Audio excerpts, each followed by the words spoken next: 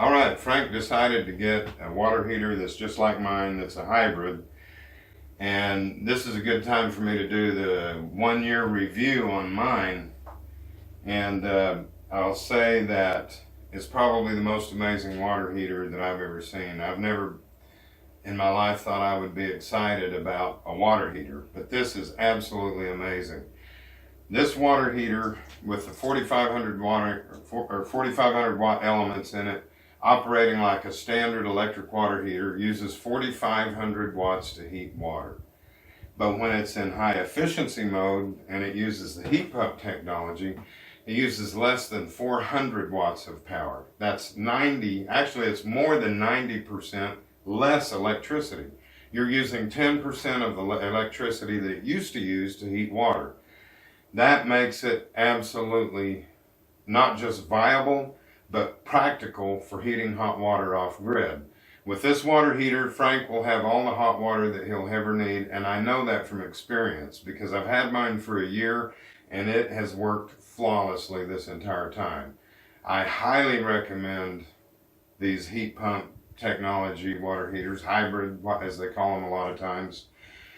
And if you've watched my previous video about the hybrid water heater when I installed it in my house, you notice that whenever I ran it in efficiency mode, which is supposed to never kick on the elements, it still did.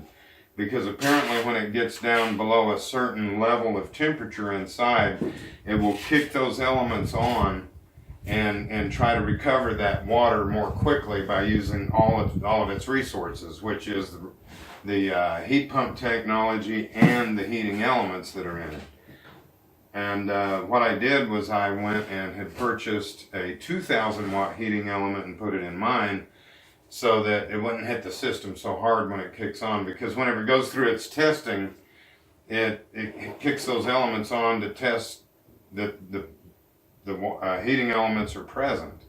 So whenever I did some more testing on mine, I had a fellow that sent me a message through YouTube and said, well, maybe it's not as intelligent as you're thinking, Steve. Maybe it just checks for voltage across the leads and not necessarily amperage that goes through the element.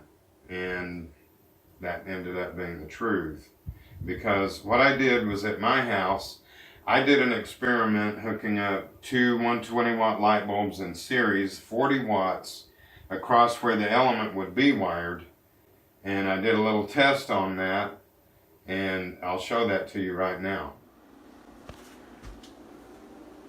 I've got these two 40 watt light bulbs connected in series with this yellow wire. So the 120 volts comes out to where the heating element and the water heater is happy.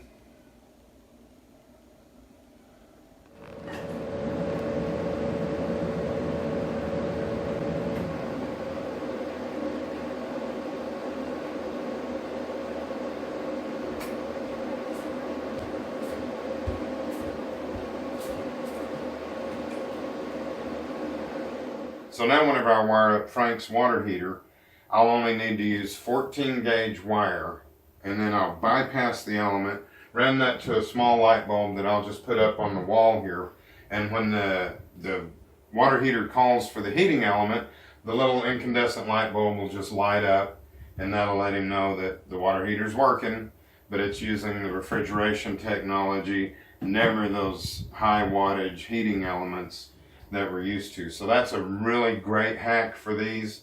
It's hackable in that regard that you can use, well actually I'm going to try to use 15 watts on this and we'll see how it goes. If not, then I'll put it up to the 40 watts that I know works. So I'm really excited. I'm excited for Frank to be having this water heater, and I'm going to get this hooked up for him, and he'll be in hot water and everybody will be happy. I'm free and it feels